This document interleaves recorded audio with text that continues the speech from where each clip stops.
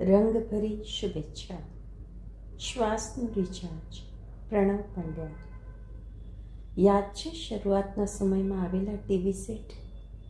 એક વ્યક્તિ અગાસી પર અવિરતપણે એન્ટેના ફેરવ્યા કરે ત્યારે દિવાનખંડમાં બિરાજમાન દીવાના ઝરમરિયાઓની વચ્ચે કંઈક દ્રશ્ય જેવું જ હોઈ શકે.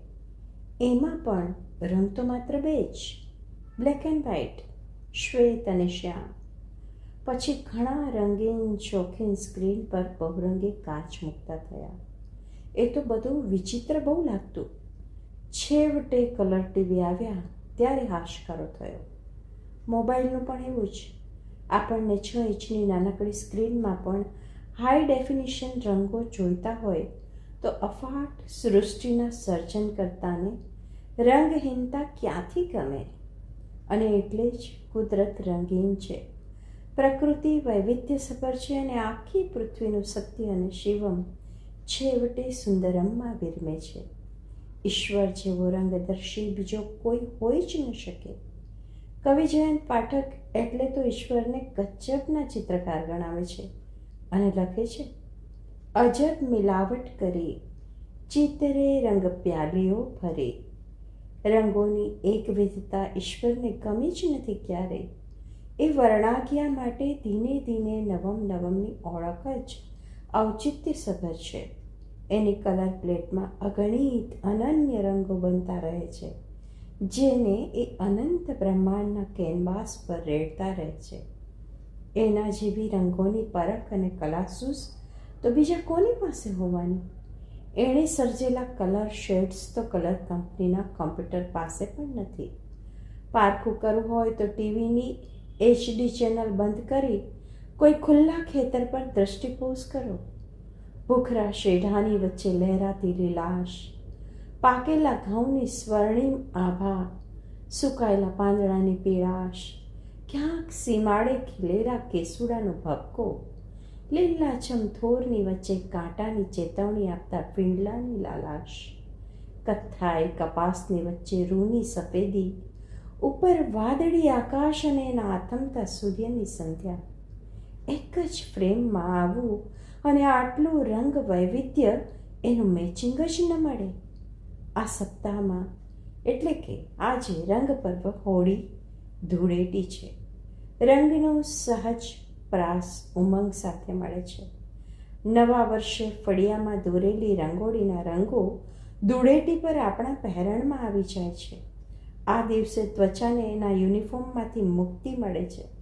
પિચકારીમાંથી છૂટેલું રંગીન પાણી સાચવી રાખે છે અને રંગીન કથાનકો ઉંબર પર સ્વસ્તિક દોરાય અને જેમ આખું બારસા પાવન થઈ જાય એમ ગાલ પર લગાવેલો ચપટી ગુલાલ આખા કાયા પવનને શુદ્ધ સ્નેહનું તિલક કરે છે.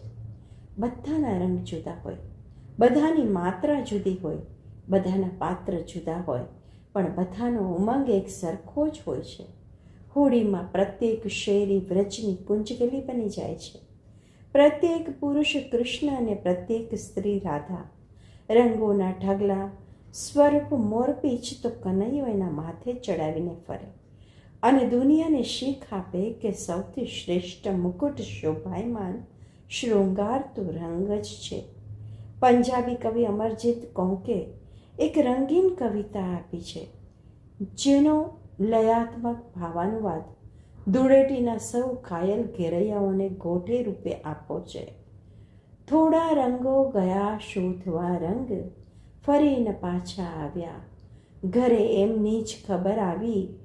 થોડા રંગો લોહિયાળ ઋતુમાં રોડાયા, થોડા રંગો સરહદ પર ઊભા ઢોળાયા, થોડા ખેતરમાં સુકાયા, થોડા રંગો હજુય ભટકે સૂના ઘરમાં, થોડા રંગો હજુય ટપકે માના સ્વરમાં.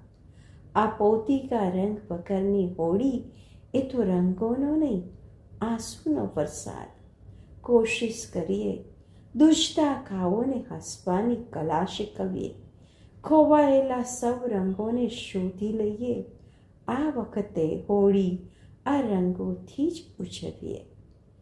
આપણા જીવનપટ પર કેટલાક વ્યક્તિઓ રંગની જેમ છવાયેલા હોય છે.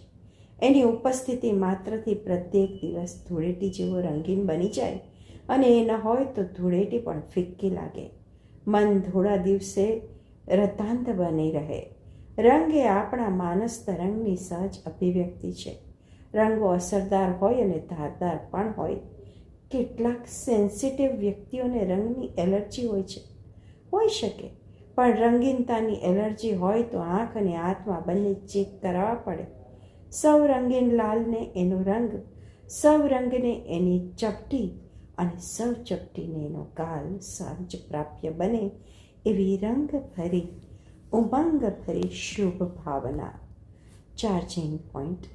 એથી જ રંગથી સઘળું ભર્યું હતું. આંખો મહી પતંગિયાએ ઘર કર્યું હતું. મનોજ ખંડેરિયા. અસ્તુ.